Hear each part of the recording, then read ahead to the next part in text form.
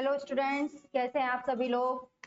Last class में हमने matching concept, आपका फर्स्ट कॉन्सेप्ट कवर किया था, राइट। और एक और कॉन्सेप्ट कवर किया था, matching concept, first concept and ठीक है। हमने going concern concept, last class में हम 3 कॉन्सेप्ट कवर करके आ रहे थे और आज की क्लास में हमारे पास 5 कॉन्सेप्ट बचे हुए हैं, जो कि हैं realization concept, dual aspect concept, conservatism का concept, consistency concept and materiality concept. 5 concept बचे हैं और ये पांचों कॉन्सेप्ट बहुत इजी हैं, आसानी से हो जाएंगे। ठीक है, मैं स्टार्ट कर रही हूँ आज की क्लास रियलाइजेशन कॉन्सेप्ट से। ऑल दो मैंने पहले भी एग्जाम्पल्स में एक्चुअल कॉन्सेप्ट वगैरह जब मैं पढ़ा रही थी, वहां पर मैंने आपको रियलाइजेशन कॉन्सेप्ट के बारे में बता दिया था कि रियलाइजेशन कॉन्सेप्ट क्या होता है, लेकिन फिर भी मैं एक बार रियलाइजेशन कॉन्सेप्ट आपको बता देती हूँ, ठीक है, कि क्या होता है realisation concept.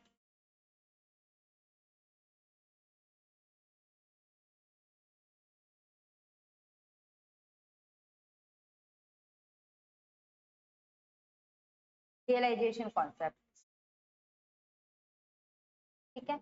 Realisation concept basically related होता है किससे? रिकॉग्निशन ऑफ रेवेन्यू से। किससे रिलेटेड होता है? रिकॉग्निशन ऑफ रेवेन्यू से। इसलिए बहुत जगह इसको एक और नाम से जाना जाता है, जिसको कहा जाता है रेवेन्यू रिकॉग्निशन कॉन्सेप्ट। क्या कहा जाता है? रेवेन्यू रिकॉग्निशन कॉन्सेप्ट, ठीक है। अब ये कहता क्या है? मैंने आपको पहले एक एग्जांपल दिया था जिसमें एक सेलर था, ठीक है, जो कि किस में डील कर रहा था? इलेक्ट्रिकल इक्विपमेंट बेचा करता था। इसके पास बायर आया था।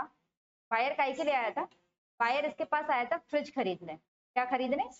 फ्रिज खरीदने बायर आया था। बायर से क्या खरीदना चाहता था? बायर से फ्रिज खरीदना चाहता था, ठीक है। फ्रिज खरीदने बायर आया था, राइट। बायर आता है, फ्रिज पसंद करता है, ठीक है, और फ्रिज पसंद करके सेलर से कहता है कि आप ये फ्रिज मुझे दे दो। क्या कहता है? ये फ्रिज मेरे घर डिलीवर कर दो, ठीक है। आप ये फ्रिज मेरे पास डिलीवर कर दो, मैं आपको पेमेंट जो है विद इन वीक कर दूंगा। मैं एक वीक के अंदर आपको पेमेंट कर दूंगा। तो सेलर जैसे ही डिलीवर करेगा फ्रिज बायर को, जैसे ही सेलर डिलीवर कर देगा फ्रिज बायर को, वो क्या कर सकता है? वो रेवेन्यू रिकॉग्नाइज कर सकता है। अगर हम मान के चलते हैं फ्रिज की जो कॉस्ट है वो 30,000 है, ठीक है, फ्रिज की कॉस्ट कितनी है? 30,000। तो जैसे ही सेलर बायर को फ्रिज डिलीवर करेगा, वो रेवेन्यू रिकॉग्नाइज कर सकता है ना, रेवेन्यू रिकॉग्नाइज कर सकता है।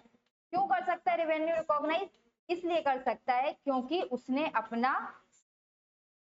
ऑब्लिगेशन फुलफिल कर दिया है। उसकी जो ऑब्लिगेशन थी उसको क्या कर दिया? ऑब्लिगेशन को फुलफिल कर दिया। तो रियलाइजेशन कॉन्सेप्ट क्या कहते हैं? रियलाइजेशन कॉन्सेप्ट कहता है कि आप रेवेन्यू को रिकॉग्नाइज कर सकते हो। कब कर सकते हो? जब आप अपनी ऑब्लिगेशन को फुलफिल कर दो, ठीक है। रियलाइजेशन कॉन्सेप्ट क्या कहते हैं? आप रेवेन्यू को रिकॉग्नाइज कर सकते हो, लेकिन कब कर सकते हो? जब आप अपनी ऑब्लिगेशन को फुलफिल कर दो। सेलर ने अपनी ऑब्लिगेशन फुलफिल कर दी, उसका काम था फ्रिज बायर के पास डिलीवर करने का, कर दिया और उसकी ऑब्लिगेशन कंप्लीट हो गई, वो रेवेन्यू रिकॉग्नाइज कर सकता है। ये तो हो गया गुड का केस, है ना, कि यहाँ पे कोई गुड्स इन्वॉल्व है। सर्विस इंडस्ट्री की बात करूं, जैसे कि सर्विस इंडस्ट्री, सीएस के केस में क्या होता है? क्लाइंट आते हैं, ठीक है ना, क्लाइंट आते हैं, कहते हैं ऑडिट करवाना है, ठीक है, सीए ऑडिट कर भी देता है, कंप्लीट भी हो जाता है। फीस क्लाइंट की बाद में आती है, कई बार 1 महीने बाद, कभी 2 महीने बाद, कभी 3 महीने बाद। तो क्या वो जो सीए है जिसने ऑडिट किया है क्लाइंट का, वो रेवेन्यू रिकॉग्नाइज नहीं करेगा? करेगा भाई, क्योंकि उसका काम था ऑडिट करके देना, ऑडिट रिपोर्ट देना, और वो सीए ने कर दी ना, सीए ने अपनी ऑब्लिगेशन फुलफिल कर दी, तो वो रेवेन्यू को रिकॉग्नाइज कर सकता है। बस इतना सा आपका रियलाइजेशन कॉन्सेप्ट कहता है। तो एक लैंग्वेज में बोलूं, एक लाइन में बोलूं तो बोलूंगी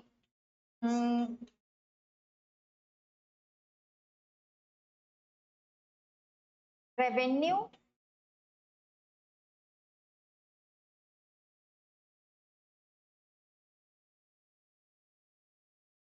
are recorded when its realization is reliable. भाई उसका रियलाइजेशन होगा, अब तो पता है, ठीक है ना। अब बायर से आप जाके पैसे डिमांड कर सकते हो कि भाई मैंने फ्रिज पहुंचा दिया, आप सामान दो। ऐसा तो नहीं है कि आप सामान ना दो बायर को पैसे मांगो, है ना। तो यही आपका कहता है। क्या कहता है देखो,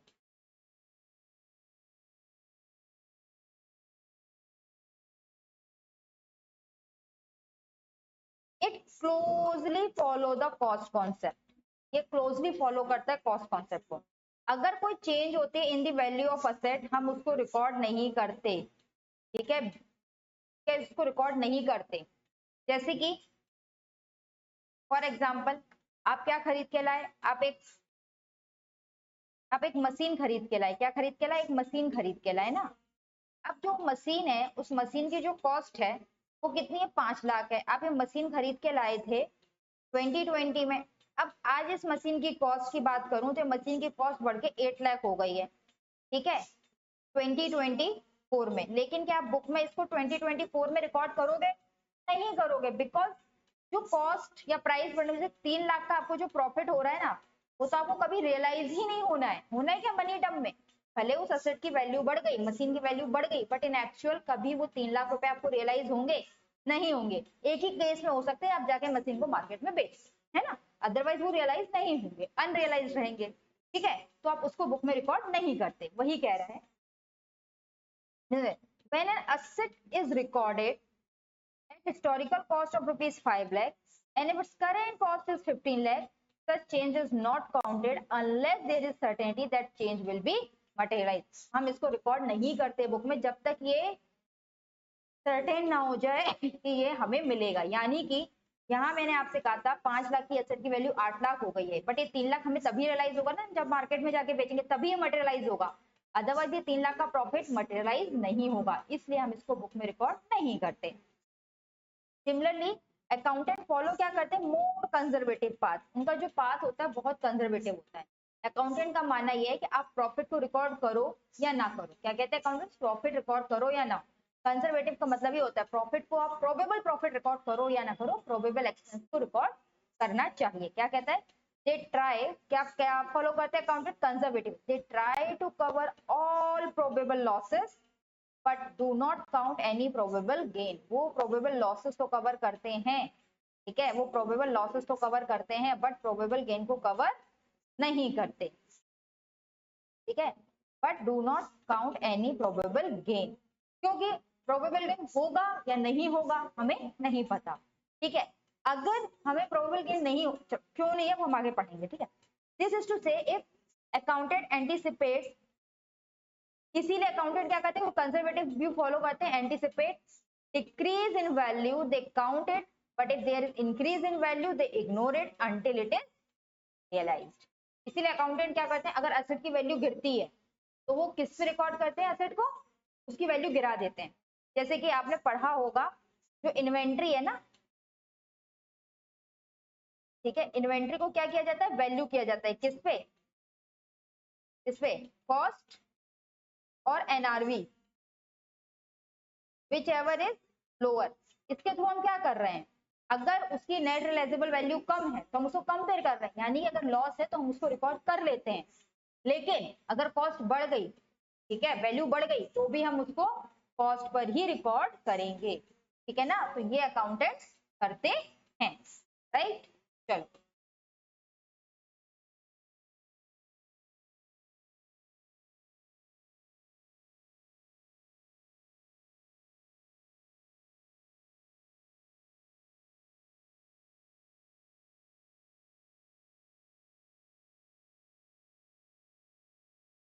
समझ में आ गया? रियलाइजेशन कॉन्सेप्ट सीधी सी एक बात कहता है, आप तभी अपनी बुक में प्रॉफिट को, रेवेन्यू को रिकॉर्ड करोगे जब वो सर्टेन होगा, अदरवाइज आप रिकॉर्ड नहीं करोगे, राइट। चलो हो गया। अगला कॉन्सेप्ट आता है, अब इस एग्जांपल को और देख लें क्या हो रहा है। मिस्टर एक्स ने परचेज की थी एक लैंड 1 जनवरी 1995 की 2000 की। आज 2022 में उस लैंड की वैल्यू हो गई 1,02,000। तो क्या अकाउंटेंट को लैंड की वैल्यू, ठीक है, should the accountant show land at 2000, क्या अकाउंटेंट को 2000 पर लैंड दिखानी चाहिए फॉलोइंग कॉस्ट कॉन्सेप्ट, और 1 लाख रुपए इग्नोर कर देना चाहिए, या फिर कर देना चाहिए क्योंकि वैल्यू को इट इज नॉट रियलाइज, क्योंकि रियलाइज नहीं होगा। ठीक है, क्वेश्चन क्या कह रहा है, मिस्टर एक्स ने लैंड खरीदी थी 1 जनवरी 1995 में 2000, आज उसकी वैल्यू है 1,02,000। अब अकाउंटेंट को क्या करना चाहिए, क्या वो सिर्फ 2000 पे लैंड को रिकॉर्ड करे और 1 लाख की वैल्यू को इग्नोर कर दे, ये कहते हुए क्योंकि ये रियलाइज होगा ही नहीं, ठीक है, क्योंकि ये रियलाइज नहीं होगा। अगर वो ऐसा करता है, ठीक है ना, वो अगर वो असेट को किससे पे रिकॉर्ड करता है 2000 पे, तो कैसे रिकॉर्ड करेगा, कैपिटल 2000 और लैंड भी 2000, ठीक है। Is it not proper to show, ये प्रॉपर मेथड नहीं है, क्योंकि आपको ट्रू एंड फेयर व्यू नहीं मिल रहा है ना, आपकी फाइनेंशियल स्टेटमेंट का ट्रू एंड फेयर व्यू नहीं मिल रहा है। तो अब क्या करते हैं मॉडर्न डेज में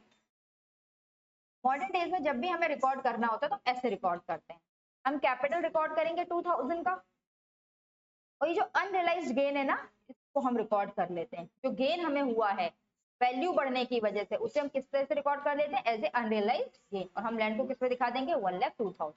तो क्या है, now a days revaluation of asset has become widely accepted practice. Evaluation जो है असेट का बहुत वाइडली एक्सेप्टेड प्रैक्टिस है। जब भी चेंज होता है परमानेंट, वैल्यू में जो चेंज होता है वो परमानेंट है, और जनरली जब लैंड की वैल्यू में चेंज होता है तो परमानेंट ही होता है। अब सोचो 1995 में अगर कोई लैंड 2000 की थी, तो डेफिनेट है कि आज की डेट में वो लैंड 2000 की तो नहीं होगी, कम से कम होगी 20 लाख रुपए, कम से कम में होगी 12 लाख की, उसकी जो भी मार्केट मतलब जहां वो लैंड सिचुएटेड है, ठीक है। तो इस तरह के चेंजेस क्या होते हैं, परमानेंट होते हैं ना, परमानेंट नेचर होते हैं, तो हम इसको बुक में रिकॉर्ड कर लेते हैं अनरियलाइज्ड गेन की तरह। ठीक, चलो अगला कॉन्सेप्ट आता है जिसको अपन कहते हैं ड्वेल एस्पेक्ट कॉन्सेप्ट। क्या कहते हैं, देखो ये भी ना बहुत सिंपल कॉन्सेप्ट है, ड्वेल एस्पेक्ट कॉन्सेप्ट। हम सबने ना एक लाइन पढ़ी है कि अकाउंटिंग में हम क्या फॉलो करते हैं, अकाउंटिंग हम फॉलो करते हैं डबल एंट्री सिस्टम। क्या फॉलो करते हैं, डबल एंट्री सिस्टम। तो जो हमारा जो डबल एंट्री सिस्टम है ना, वो किस पे बेस्ड है पता है, हमारा डबल एंट्री सिस्टम बेस्ड ही है डुअल एस्पेक्ट कॉन्सेप्ट पे। और डुअल एस्पेक्ट कॉन्सेप्ट क्या कहता है, डुअल एस्पेक्ट कॉन्सेप्ट कहता है ईच ट्रांजैक्शन और इवेंट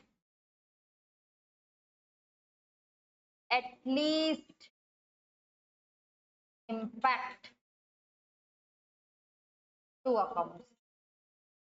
मतलब कोई भी ट्रांजैक्शन या इवेंट्स है वो कम से कम दो अकाउंट को तो इम्पैक्ट करेगा ही करेगा, एटलीस्ट है, यानी दो से ज्यादा अकाउंट को भी इम्पैक्ट कर सकता है। ठीक है, अब मैं आपसे मतलब एग्जांपल दूंगी, आप मुझे बताना। ठीक है, पहला एग्जांपल है, आपके पास कैश है और मशीन है, राइट, कैश है और मशीन। कैश है 10 लाख का, मशीन है 5 लाख की। ठीक, आपने 10 लाख, हाँ, आपने क्या किया, 3 लाख की मशीन खरीदी कैश में, देखिए 3 लाख की मशीन खरीदी कैश में। तो अब मुझे बताओगे कैश कितना बचा, 7 लाख, और 3 लाख की मशीनरी खरीदी, तो आपका मशीन बढ़ गया, ये कितने का हो गया, 8 लाख का, 70 लाख हो गया है। ठीक, 8 लाख। अब मुझे क्या बताओगे, देखो कैश आपका क्या हो रहा है, कैश डिक्रीज हो रहा है और असेट इंक्रीज हो रहा है। डुअल एस्पेक्ट कॉन्सेप्ट है, एटलीस्ट दो अकाउंट, कम से कम दो अकाउंट इंपैक्ट हो रहा है, एक कैश अकाउंट इंपैक्ट हुआ, एक मशीन अकाउंट इंपैक्ट हुआ। आपने क्या देखा, एक असेट डिक्रीज होता है तो दूसरा असेट इंक्रीज होता है। पहली चीज क्या देखी, पहला आपने देखा one asset decrease, other asset increase. ठीक, सेकंड में एग्जांपल आपको दे रही हूं। सेकंड एग्जांपल में मान लो आपके पास कैश था, आपके पास लाइबिलिटी थी, क्रेडिटर्स थे, राइट। कैश आपके पास मान लो 1 लाख रुपए का था, ठीक। लाइबिलिटी आपके पास 50,000 रुपए की थी, 50,000 के निकल। लाइबिलिटी मान लो आपके पास, लाइबिलिटी आपके पास मान लो 2 लाख रुपए, 2 लाख के आपके क्रेडिटर पड़े हुए। अब आपने क्या किया, आपने कहा मैं 50,000 के क्रेडिटर को पे कर देता हूँ, ठीक है। तो कैश कितना बचा, 50,000, लाइबिलिटी पे कर दी 50,000, ठीक। ये कितना हुआ, 1.5 लाख। आपने सेकंड कंडीशन में क्या निकाला, आपने ये देखा कि कैश भी आपका गिरा और लाइबिलिटी भी आपकी गिरी। सेकंड में क्या है,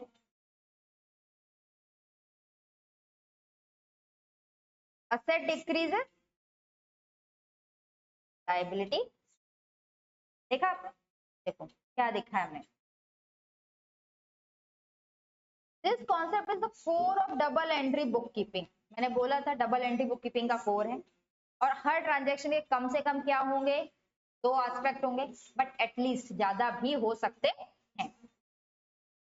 मैंने आपको भी एग्जांपल क्या दिया था, मैंने आपको थर्ड वाले का एग्जांपल दिया था ना, कि decrease in one asset, increase in another asset. Cash आपका डिक्रीज हुआ था, मशीन आपकी बढ़ गई थी। Decrease in one asset, cash आपका गिरा था और आपने क्रेडिटर्स को पे किए थे, तो लाइबिलिटी भी डिक्रीज हो गई थी। सेकंड क्या, increase in one asset and decrease in other assets. भाई ये इसी का तो उल्टा है, क्या हुआ, मशीन खरीदी, मशीन बढ़ गई, दूसरी असेट गिर गई, तो ये वही हुआ, ठीक।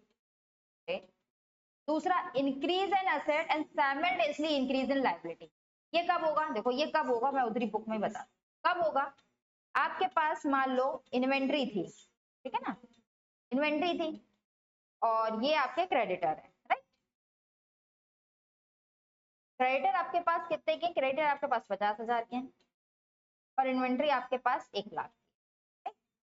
आपने क्या किया, आप परचेज करा, आपने ऑन क्रेडिट, क्या किया, परचेज किया क्रेडिट पे, परचेज किया ऑन क्रेडिट। जैसे ही आप परचेज क्रेडिट पे किया, कितने का परचेज किया क्रेडिट पे, मान लो आपने परचेज की जो क्रेडिट पे, वो आपने करी 1,20,000। तो इन्वेंट्री यानी जो परचेज करके आप आइटम लाए, उसके हिसाब की इन्वेंट्री तो बढ़ गई 1,20,000 से, और साथ ही साथ आपका क्रेडिटर भी, क्योंकि उनको पैसा देना है, तो वो लाइबिलिटी भी आपकी बढ़ गई 1,20,000 से। तो इन्वेंट्री तो आपके पास हो गई है कितनी, 2,20,000 की, और क्रेडिटर कितने हो गए, 1,70,000। तो वही कह रहा है कि एक असेट बढ़ती है, ये क्या कह रहा है, यही कह रहा है, एक असेट बढ़ती है तो साइमल्टेनियसली लायबिलिटी भी बढ़ जाती है। तो अल्टरनेटिवली आपको यही चीज लायबिलिटी के केस में दी हुई है, आप उसको पढ़ लोगे समझ आएगा। यानी सिंपल सा है, डबल एंट्री कॉन्सेप्ट ये कहता है कि कोई भी इवेंट या ट्रांजेक्शन होगा तो वो कम से कम 2 अकाउंट को इंपैक्ट करेगा, राइट। चलो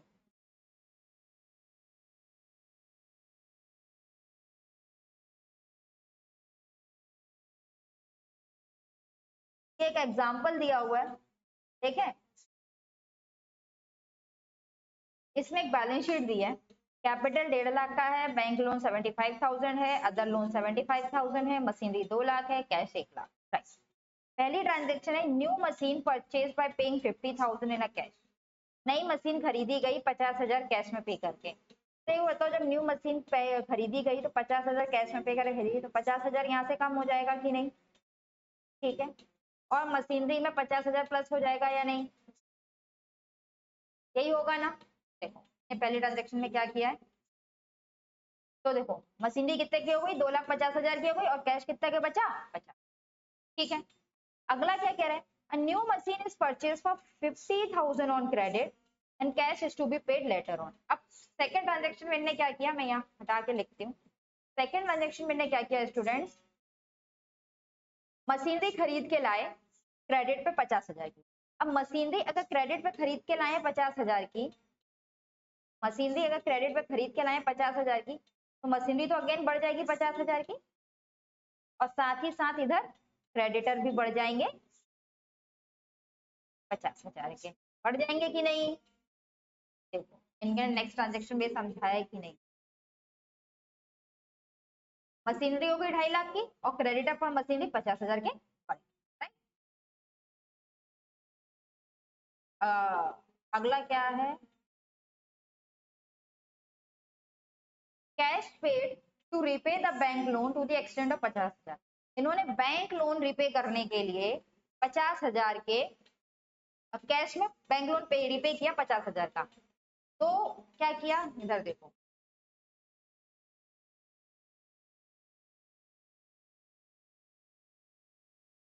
मैं ना एक एक ट्रांजेक्शन तो पीछे ट्रांजेक्शन की मिटाते जा रही हूँ, बहुत खिचड़ी पक जाएगी, राइट। इन्होंने क्या किया, कैश में बैंक लोन रिपे कर दिया, यानी कि यहाँ से लोन पे किया तो इस 75,000 में से 50,000 कम हो जाएंगे ना, ठीक है, 50,000 कम हो जाएंगे, और यहाँ कैश में से भी 50,000 कम हो जाएंगे, राइट। चलो देखें थर्ड ट्रांजेक्शन, रेडी हो? देखो कैश कम हो गया, कैश 50,000 का रह गया, 1 लाख का था, और बैंक लोन 50,000 का पे कर दिया तो 25,000 का हो गया, राइट। अगला क्या है, कोर्ट क्या कह रहा है, raised a bank loan of 50,000, 50,000 का बैंक लोन पे किया, रेज किया टू पे करने के लिए अदर लोन, यानी इस लोन को रिपे करने के लिए बैंक लोन ले लिया 50,000 का, ठीक है। अब देखो थर्ड ट्रांजेक्शन के बाद की ट्रांजेक्शन है, इसलिए मैं तुम्हें थर्ड के बाद की कहानी से बता रही हूँ।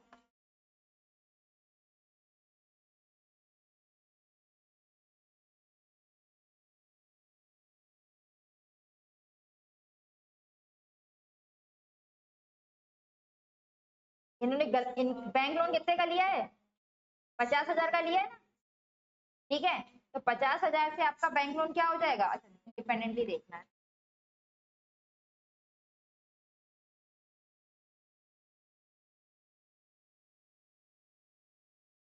ठीक है।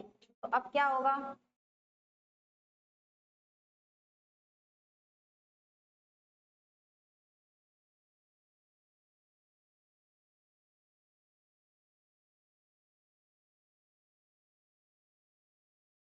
ठीक है, रेस किया 50,000, तो यहाँ से लोन बढ़ जाएगा 50,000 का, ठीक है, और आपका जो अदर लोन है वो खत्म हो जाएगा 50,000, ठीक है। तो आपका ये जो बैंक लोन है वो एक 75 की जगह 1,25 का हो जाएगा, और ये जो अदर लोन है ये 25,000 का ही रह जाएगा। देखो क्या फोर्थ में यही हुआ है, यही हुआ है, बैंक लोन हो गया 1,25,000 का, और अदर लोन रह गया sir 25,000। I hope it is clear to all of you.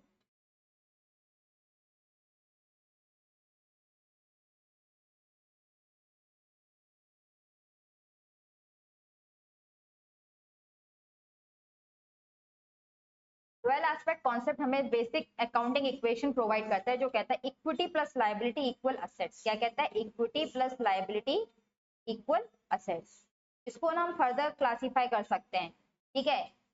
जैसे कि लायबिलिटी को हम क्या लिख सकते हैं, लायबिलिटी को हम लिख सकते हैं long term liabilities and current liability, assets को लिख सकते हैं fixed asset and current assets. Further classification में हम करेंट असेट्स को भी क्या लिख सकते हैं, current assets minus current liability. इस तरीके से बहुत बाइफरकेशन अपने बेसिस पे कर सकते हो। ये डुअल एस्पेक्ट कॉन्सेप्ट के कारण ही हमें मिलता है। इसके बाद एक और इक्वेशन है, क्वेश्चन है, वो हम करते हैं। Develop the following, develop the accounting equation from the following information. इसमें आपको ओपनिंग कैपिटल निकालना है 31 मार्च 2022 का, और एग्जाम में इस तरह के क्वेश्चंस आते हैं, मैं आपको ये बता दूं, ठीक है। चलो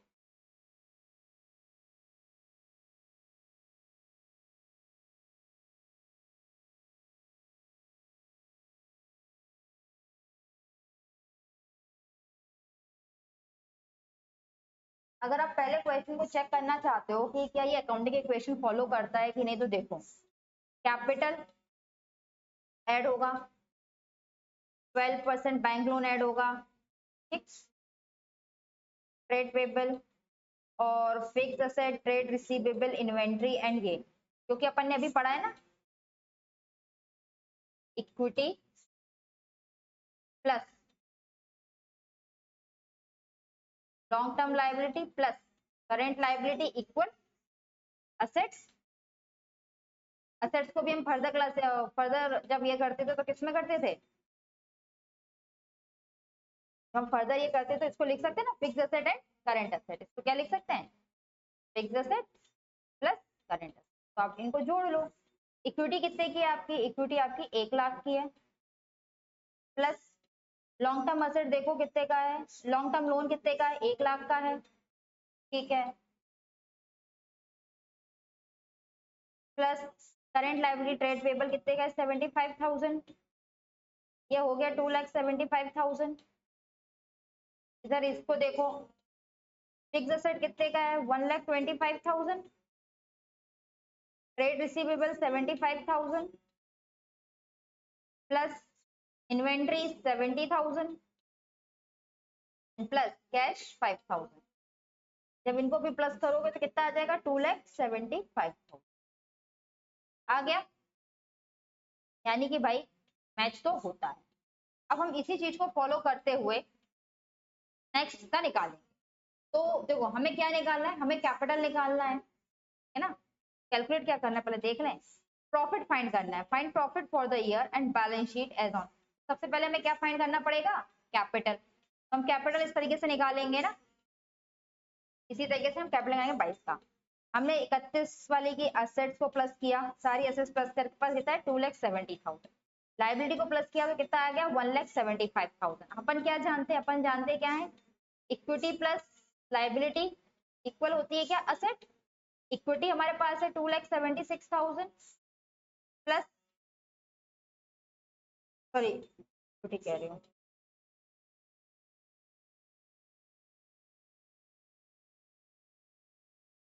हमें इक्विटी निकालनी है। हमारे पास लाइबिलिटी कितने की है, लाइबिलिटी है 2,76,000 प्लस इक्विटी इक्वल असेट्स कितने के हैं, 1,70,000। ठीक है, तो यहाँ इस फॉर्मूले से आप इक्विटी निकाल सकते हो। यार उल्टा ही लिखते जा रही हूँ, सॉरी ना, इधर समझते हैं, ठीक है। Equity plus liability equal assets, equity निकालनी है प्लस लाइबिलिटी कितने की है, 1,70,000, असेट्स कितने के हैं 2,76,000। ठीक, तो यहाँ से इक्विटी कैलकुलेट हो जाएगी ना, 1,06,000 आ जाएगा, आ जाएगा। अब मैं आपको बता दूं, ओपनिंग कैपिटल और क्लोजिंग कैपिटल का जो भी डिफरेंस होता है, क्या ओपनिंग कैपिटल और क्लोजिंग कैपिटल का जो भी डिफरेंस होता है ना स्टूडेंट्स, वो आता है प्रॉफिट या लॉस की वजह से। किसकी वजह से आता है, प्रॉफिट या लॉस की वजह से। अगर आपका क्लोजिंग कैपिटल ज्यादा है ओपनिंग कैपिटल से, मतलब कि यहाँ पर क्या है, प्रॉफिट है, क्या है, प्रॉफिट है, राइट। तो आप यहाँ से आराम से कैलकुलेट कर सकते हो, क्या कर सकते हो, कैलकुलेट कर सकते हो। तो इन्होंने वही किया है ना, profit equal new equity minus old equity, new equity 106 आ गया, राइट। कुछ भी नहीं था, बहुत सिंपल था, इस तरह के क्वेश्चंस एग्जाम्स में आते हैं। अगला प्रिंसिपल है कंजर्वेटिज्म का और उसके बाद है मटेरियलिटी का। देखो कंजर्वेटिज्म का प्रिंसिपल हम पहले भी थोड़ा सा भी रियलाइजेशन में टच करके आए हैं। कंजर्वेटिज्म का प्रिंसिपल क्या कहता है, कंजर्वेटिज्म का प्रिंसिपल कहता है कि आप प्रोबेबल प्रॉफिट को भले रिकॉर्ड मत करें, लेकिन आपको प्रोबेबल एक्सपेंस को रिकॉर्ड करना चाहिए। क्या कहता है, आप प्रोबेबल प्रॉफिट को या प्रोबेबल इनकम को, फ्यूचर इनकम को भले रिकॉर्ड ना करें, लेकिन आपको प्रोबेबल एक्सपेंसेस को रिकॉर्ड करना चाहिए। ठीक है, अब बात यह आती है कि कंजर्वेटिज्म ऐसा क्यों कहता है कि आप प्रॉफिट को रिकॉर्ड करो या ना करो, बट एक्सपेंसेस को रिकॉर्ड करना चाहिए। ऐसा इसलिए कहता है, for example business houses probable profit को रिकॉर्ड करें। ठीक है, एक बिजनेस है, उसने प्रोबेबल प्रॉफिट को रिकॉर्ड किया। अब जैसे उसने प्रोबेबल प्रॉफिट को रिकॉर्ड किया तो उसकी फाइनेंशियल स्टेटमेंट की परफॉर्मेंस बहुत अच्छी दिखी। यूजर्स को क्या लगेगा कि कंपनी बहुत अच्छा परफॉर्म कर रही है, तो ये फ्यूचर में भी अच्छा परफॉर्म करेगी। तो यूजर स्पेसिफिकली जो इन्वेस्टर्स हैं, जो पैसा फंसाते कंपनी, वो क्या करेंगे, पैसा इन्वेस्ट कर देंगे। अब इन फ्यूचर क्या हुआ, जो कंपनी सोच रही थी कि प्रोबेबल हमें इनकम होगी, वो इनकम नहीं हुई, कंपनी की परफॉर्मेंस क्या हो जाएगी, बिगड़ जाएगी, खराब हो जाएगी। ऐसे में इन्वेस्टर्स का पैसा क्या होगा, इन्वेस्टर का पैसा डूब जाएगा, इन्वेस्टर्स को क्या होगा, घाटा होगा, ठीक है ना, इन्वेस्टर का पैसा डूब जाएगा।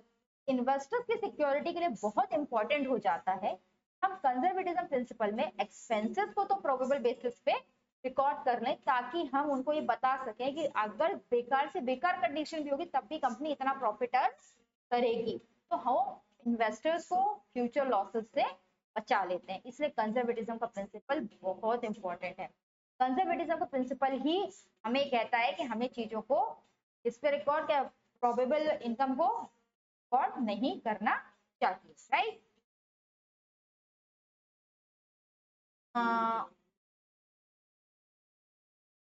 आओ देखें क्या वही लिखा है या नहीं लिखा है या कुछ और लिखा है।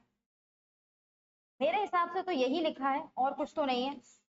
Accountant should not anticipate any future income, however they should provide for all possible losses।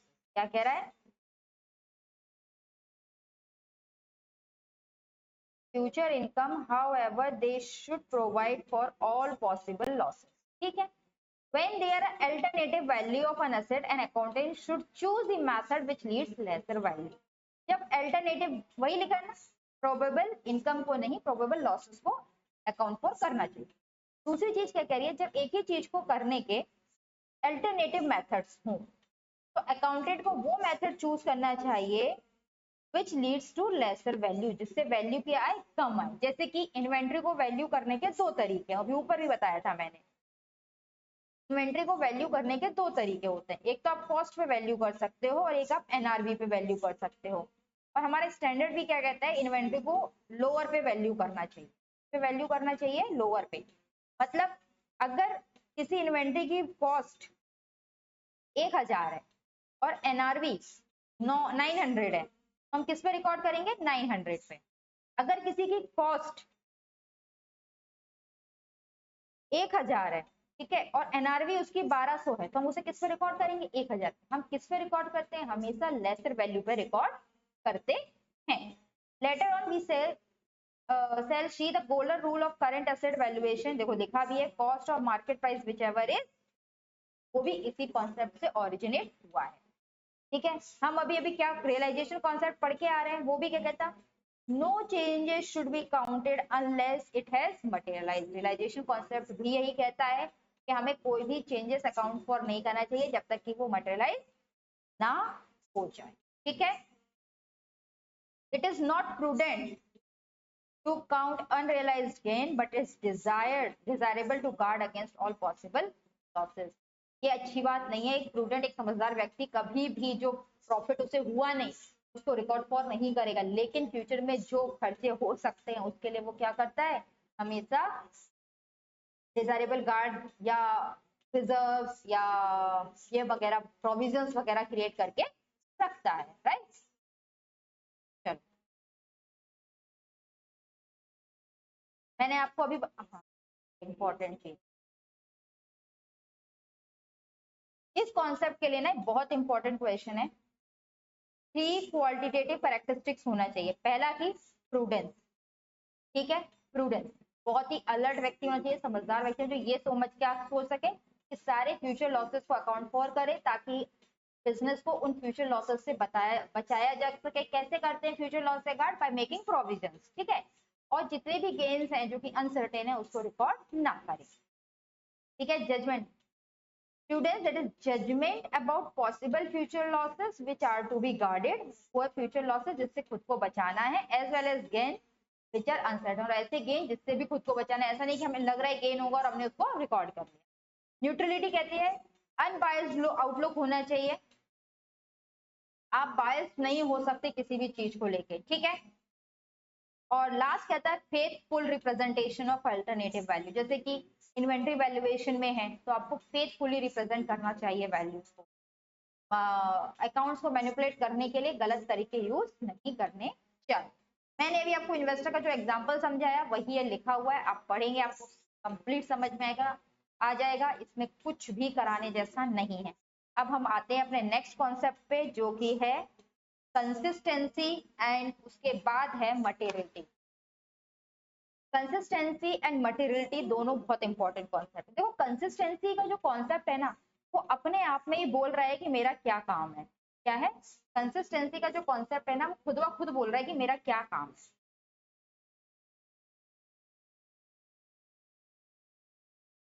Consistent consistency क्या है, एक जैसा काम करते रहना ना, एक जैसे मतलब आप किस स्टूडेंट को एक स्टूडेंट ए है, राइट, एक स्टूडेंट ए है, एक स्टूडेंट बी है, इसके क्लास 1 से लेकर 12th तक हमेशा जो परसेंटेज आए हैं वो 90% अब भी रहे हैं। क्लास 1 से लेकर 12th तक सारे परसेंटेज 90% है। और ये जो बी का जो स्टूडेंट है ना इसकी तो कहानी अलग है।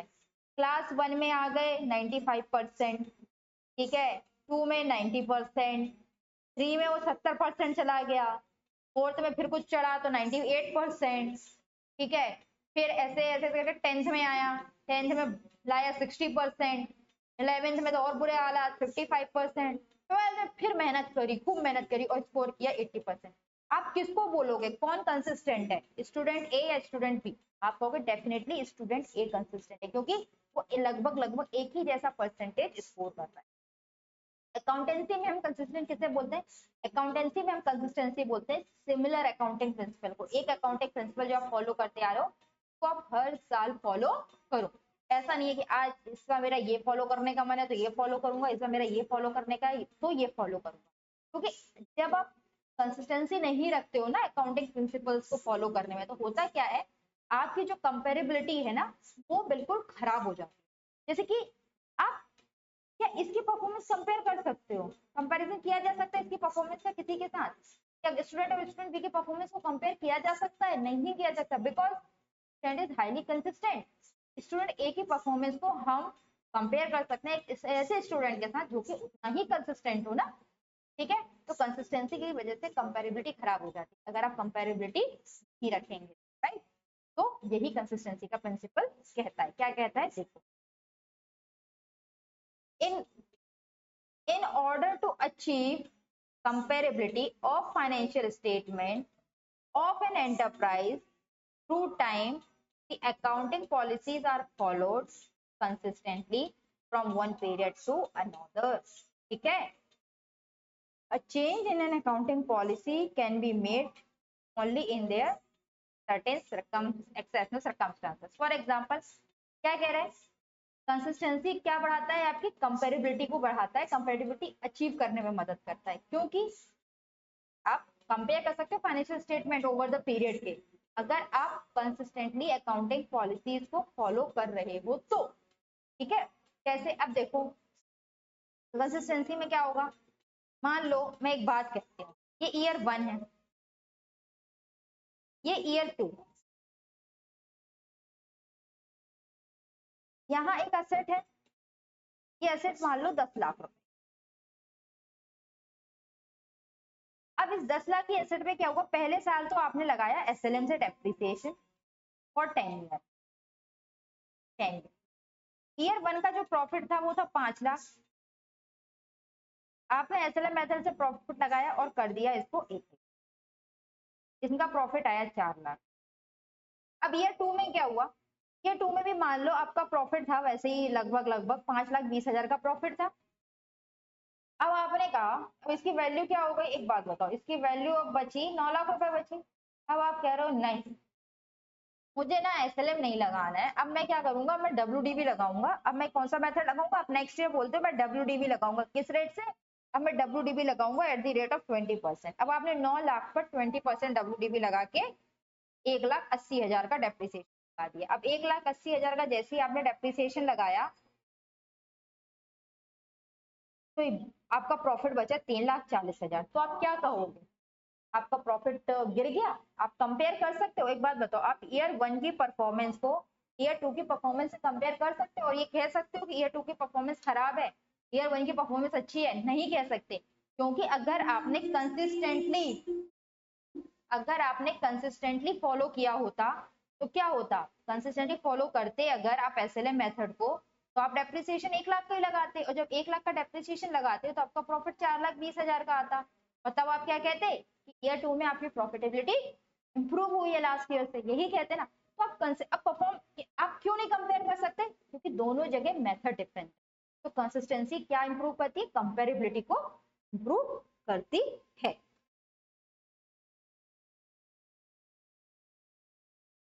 और कॉन्सेप्ट ऑफ कंसिस्टेंसी को कब अप्लाई करना और इंपॉर्टेंट हो जाता है, particularly when alternative methods of accounting are equally acceptable, जैसे कि डेप्रिसिएशन में SLM WDV सारे मेथड इक्वली एक्सेप्टेबल है ना, तब वहां पे कंसिस्टेंसी फॉलो करना और इंपॉर्टेंट हो जाता है, ठीक है ना। फॉर एग्जांपल लिखा भी है, फॉर एग्जांपल कंपनी में adopt any of several method such as written down value method and SLM method, likewise there many method of valuation, वैसे सिमिलर इन्वेंटरी को वैल्यू करने के बहुत मेथड है, तो वहां भी आपका कंसिस्टेंट होना इंपॉर्टेंट हो जाता है, ठीक है ना। और क्यों हो जाता है वो मैंने आपको विद एग्जांपल समझा दिया है, ठीक है, ये वही बात लिखा है। हाँ, बट एक इंपॉर्टेंट चीज ये है, क्या कह रहा है, इसका मतलब ये नहीं है कि कॉन्सेप्ट ऑफ कंसिस्टेंसी ये कहता है कि आप इनफ्लेक्सिबल हो जाओ और वो आपको अलाउ नहीं करता अकाउंटिंग प्रिंसिपल बदलने के लिए, ऐसा नहीं है। आप चाहो तो आप अकाउंटिंग प्रिंसिपल्स को बदल सकते हो, अकाउंटिंग पॉलिसीज जो आप फॉलो कर सकते हो उनको बदल सकते हो, ठीक है। बट कब बदल सकते हो, जब ये 3 रिक्वायरमेंट हो। कौन सी 3 रिक्वायरमेंट है, देखो वो 3 रिक्वायरमेंट्स ये हैं। पहला क्या है, enterprise should change it's accounting policy in any of the following circumstances, 3 he circumstances है। और मैं एक बात बताऊं, ये बहुत इंपॉर्टेंट क्वेश्चन है, एग्जाम से पूछे ही जाता है, तो इसको रट्टा मार, 3 ही इंपॉर्टेंट चीज जगह है जहां पे आप अपनी अकाउंटिंग पॉलिसीज को चेंज कर सकते हो। कब, जबकि अकाउंटिंग स्टैंडर्ड ने बोला हो to bring the books of accounts in accordance with the issued account, कोई अकाउंटिंग स्टैंडर्ड आया और आपको बुक्स को, अपनी बुक्स को उससे कंप्लाई करवाना, आप चेंज कर सकते हो। लॉ या रेगुलेशन ने कह दिया हो, आप चेंज कर सकते हो, ठीक है। आप पहले कुछ फॉलो कर रहे थे, अब कंपनी एक्ट आ गया, ठीक है, मान लो कंपनी एक्ट आ गया, अब आप पहला क्या था, पहले आप SLM लगाते थे, ठीक है, पहले आप SLM से डेप्रिसिएशन लगाते थे, अब कंपनी एक्ट ने स्पेसिफिकली कह दिया कि डेप्रिसिएशन सिर्फ और सिर्फ WDV से लगेगा, आप चेंज कर सकते हो, ठीक है। कोई चेंज सर्कमस्टांसेस है और वहां पे आपको ये लगता है कि जो नया मेथड है वो ज्यादा बेहतर प्रेजेंट करेगा फाइनेंशियल पोजीशन को, तो आप चेंज कर सकते हो। 3 ही जगह पे चेंज कर सकते हो, कौन कौन सी, जब अकाउंटिंग स्टैंडर्ड की रिक्वायरमेंट हो या लॉ की रिक्वायरमेंट हो, या आपको ऐसा लगता है कि नया मेथड बेटर प्रेजेंट करेगा फाइनेंशियल स्टेट, ठीक है। चलो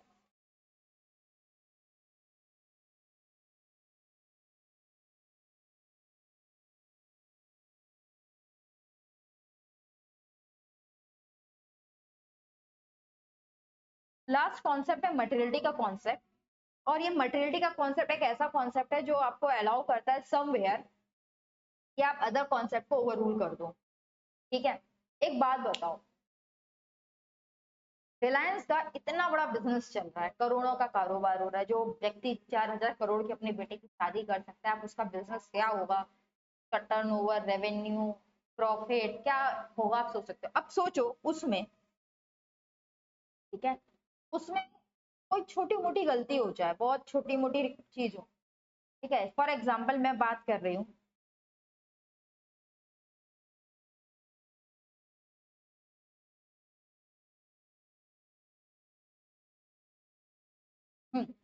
ठीक है, देखो रिलायंस का मान लो बिजनेस का, मैं मान लो 4,000 करोड़ का टर्नओवर है, एक इससे ज्यादा का होगा, ठीक है, 4,000 करोड़ का टर्नओवर, ठीक।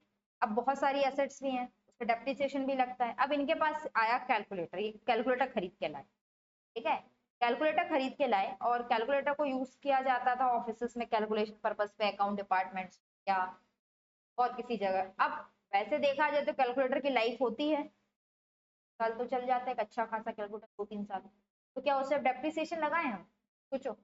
एक कैलकुलेटर, जो एक कैलकुलेटर 100 रुपए का आया होगा फॉर एग्जाम्पल, भले मैं कह रही हूँ 100 कैलकुलेटर आए, ठीक है, एक कैलकुलेटर 100 का नहीं, मतलब 400 का भी आया होगा, एक कैलकुलेटर 400 का आया होगा, 100 कैलकुलेटर भी आए होंगे, 40,000 का कैलकुलेटर आया है।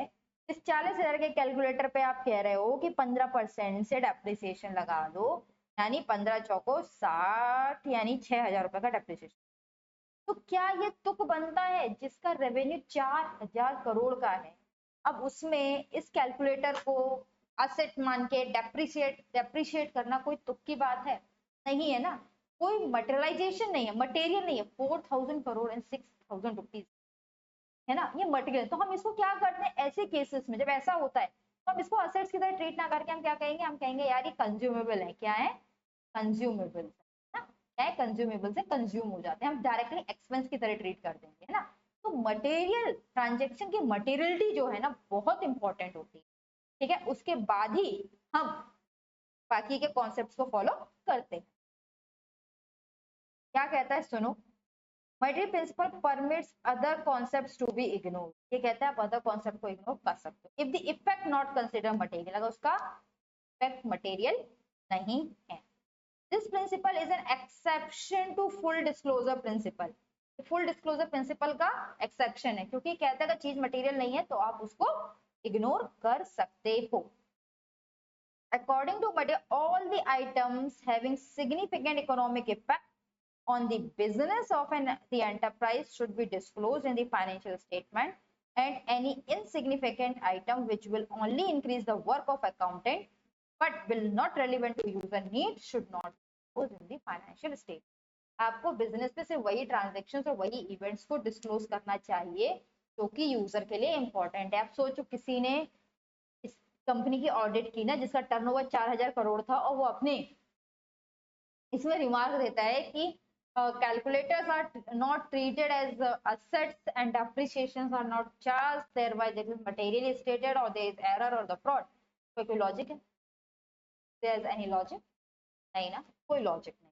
तो इस तरह के ऐसे काम नहीं करना है जिससे अकाउंटेंट का काम बढ़े। हमें वो देखना है क्या वो चीज इम्पैक्ट करेगी यूजर्स को, चाहे वो इन्वेस्टर्स हो, गवर्नमेंट्स हो, कोई भी स्टेक होल्डर्स, क्या वो इम्पैक्ट करेगी? अगर इम्पैक्ट कर रही है और गलत है तो ठीक है, अदरवाइज मटेरियल नहीं है तो आप उसको इग्नोर कर सकते हो, इनसिग्निफिकेंट है। जैसे कि ये 4,000 रुपए इनसिग्निफिकेंट। बट ये जो तो मटेरियलिटी है ना, ये बहुत सब्जेक्टिव टर्म है। क्या है? बहुत सब्जेक्टिव है, और ये डिपेंड करती है जजमेंट पे, कॉमन सेंस पे एंड डिस्क्रिप्शन ऑफ अकाउंटेंट। ठीक है, इस पे डिपेंड करती है जजमेंट पे, कॉमन सेंस पे और अकाउंटेंट के डिस्क्रिप्शन। फॉर एग्जाम्पल क्या लिखा है? Stationery purchase by organisation, stationery purchased by organizations though not used fully in the accounting year, purchase is still shown as an expense of that year because of the materiality concept। Stationery purchase करी, मान लो आप साल भर में आप stationery खरीद के 5,000 की ले आए, अब वो 5,000 की स्टेशनरी कंज्यूम नहीं हुई during the year for example, ठीक है। अभी भी उस 5,000 में से मैं कहूँ आपकी जो स्टेशनरी है आपके गोडाउन में 1,000 की स्टेशनरी पड़ी हुई है, 5,000 या 50,000 लिख लो यार, 50,000 के ज्यादा, 5,000 की स्टेशनरी, 5,000 बहुत होगा। अब उसमें भी आपका स्टॉक पड़ा हुआ है, तो आप क्या करोगे? स्टॉक से दिखाओगे स्टेशनरी को? नहीं, आप उसको एक्सपेंस मानोगे और पूरा ये कर दोगे। तो वही कह रहा है। Similarly depreciation or small item like books, calculator etc is taken as 100% in the year of purchase the use entity for more than a year। मतलब आप कंप्लीटली तो फर्स्ट ईयर ही अगर एक्सपेंस में डाल रहे हो तो क्या कर रहे हो? पहले साल ही पूरा एक्सपेंस डेप्रिसिएशन क्लेम कर ले रहे हो, वैल्यू इतनी मिनिमल है कि कोई खास इंपैक्ट नहीं पड़ेगा यूजर के डिसीजंस पे। यही मटेरियलिटी कॉन्सेप्ट आपका होता है।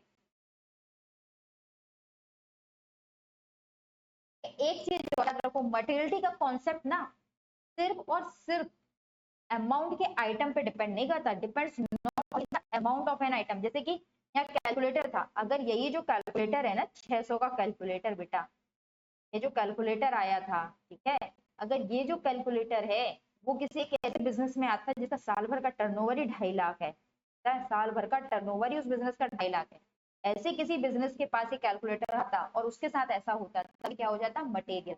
तो मटेरियलिटी जो है ना वो डिपेंड करती है upon the size of business. Business का साइज बड़ा है तो उसके लिए चीजें 2.5 लाख है, 3 रुपए की बात होगी, then it is not material. ठीक है, 4,000 करोड़, 6,000 इज नॉट मटेरियल। तो डिपेंड करता है बिजनेस के साइज पे, ठीक है, नेचर पे एंड लेवल ऑफ इंफॉर्मेशन। एक चीज और है, moreover an item material to one person may be immaterial to another. What is important is that omission of any information should not impair decision making of various users. हाँ, ऐसा कई बार हो सकता है कि एक इंफॉर्मेशन जो एक व्यक्ति के लिए मटेरियल है वो दूसरे के लिए इमटेरियल हो. ठीक है, ऐसा हो सकता है. राइट. तो आपको मटेरियलिटी का कॉन्सेप्ट समझ में आएगा. सिंपल सी बात है, जो ट्रांजेक्शन मटेरियल्स होंगी हम उसी पे अपना टाइम लगाएंगे और सारे कॉन्सेप्ट को फॉलो करके रिकॉर्ड करेंगे. अगर नहीं है हम इनसिग्निफिकेंट ट्रांजेक्शन को एज एन एक्सपेंस मान के राइट ऑफ मार सकते हैं. राइट. समझ में आ गया आपको मटेरियलिटी का कॉन्सेप्ट.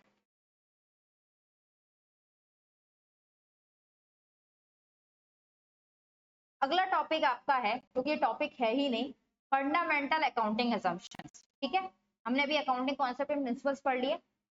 उसमें 3 असम्पशंस हैं. गोइंग कंसर्न, बिजनेस चलता रहेगा. कंसिस्टेंसी, जो last year accounting policies follow की गई थी वही इस साल कर रहे हैं. अक्टूबर ट्रांजैक्शंस को बेस्ड ऑन अकरेंस रिकॉर्ड किया जा रहा है. ये 3 है. अगर और ये तीनों ऑलरेडी एक्सप्लेन किए जा सके, गोइंग कंसर्न, कंसिस्टेंसी, अकरेंस, तो यहाँ पे एक्सप्लेन करने की रिक्वायरमेंट नहीं है. पहली चीज. दूसरी चीज, आपको फाइनेंशियल स्टेटमेंट में डिस्क्लोज करना होता है. ठीक है, अगर आपने ये तीनों assumptions फॉलो किए हैं, ये आपको फाइनेंशियल स्टेटमेंट में डिस्क्लोज करना होता है. इन केस आप फाइनेंशियल स्टेटमेंट में डिस्क्लोज नहीं करते, केस आप फाइनेंशियल स्टेटमेंट में डिस्क्लोज नहीं करते, तो बाय डिफॉल्ट ये मान लिया जाएगा कि ये तीनों assumptions आपने फॉलो किए हुए, और अगर इसमें से कुछ भी वेरिएशन है तो आपको डिस्क्लोज करना ही पड़ेगा. ठीक है, देखो.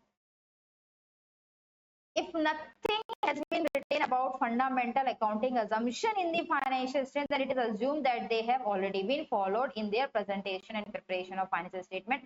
However, if above mentioned fundamental accounting assumption is not followed, then facts should be specified. अगर आपने नहीं लिखा तो मान लेंगे कि आपने फॉलो किया हुआ है, कोई दिक्कत नहीं है. लेकिन आपने कुछ भी वेरिएशन है तो आपको डिस्क्लोज करना ही करना. इसके साथ आज की क्लास को करते हैं यहीं खत्म. अब हमारा इस चैप्टर का लास्ट टॉपिक बचा है qualitative characteristics of financial statement. इसके साथ मिलेंगे हम कल और चैप्टर कंप्लीट करेंगे. और चैप्टर को कंप्लीट करने के साथ ही साथ हम आपका जितने भी ट्रू फॉल्स है, एमसीक्यूज हैं, वो भी कल की क्लास में कवर कर लेंगे. क्लास थोड़ी अगर लंबी होती है तो हो जाने दो. और आज की क्लास के में इतना ही. कल, तब तक के लिए राधे राधे, राम राम.